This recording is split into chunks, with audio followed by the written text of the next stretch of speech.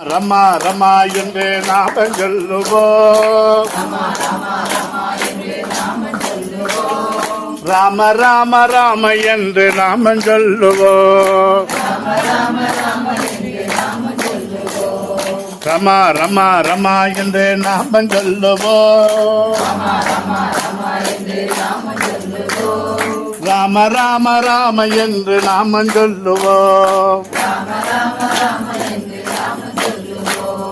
ரமா ரமா ரமா என்று நாமம் சொல்லுவோம். ராம ராம ராம என்று நாமம் சொல்லுவோம். ரமா ரமா ரமா என்று நாமம் சொல்லுவோம். ராம ராம ராம என்று நாமம் சொல்லுவோம்.